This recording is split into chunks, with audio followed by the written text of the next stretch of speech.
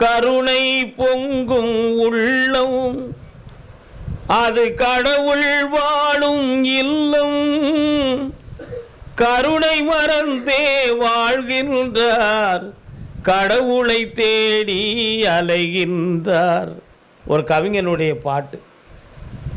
கருணை பொங்குகிற உள்ளம் நமக்கு இருந்தால் கடவுள் அன்பு கொண்டு நம்ம உள்ளத்துக்குள்ள வந்து குடியிருப்பான். இந்த கருணை செய்கிற மனதை நம்ம கைவிட்டுட்டோம்னு சொன்னால் நீ உலகம் முழுக்க கடவுளை தேடி போனாலும் சரி, உன் முன்னாலே இருப்பான், உன் கண்ணுக்கு தெரியாது. உன் முன்னாலே இருப்பான், உன்னை சுற்றியே அந்த சக்தி இருக்கும். உன்னுடைய அறிவால் அதை நிச்சயமாக நீ புரியவே முடியாது. அப்போ உன் மனத்தில் இருக்கக்கூடிய ஆணவம் அழியணும். அந்த ஆணவம் அழிஞ்சு பிரத்தியார் மேலே கருணை கொள்ளுகின்ற நற்கருணை எண்ணம் நமக்கு வேண்டும். அப்போ தன்னை உணரும் பொழுது தான் அந்த நிச்சயமான அந்த எண்ணம் நமக்கு கிடைக்கும்.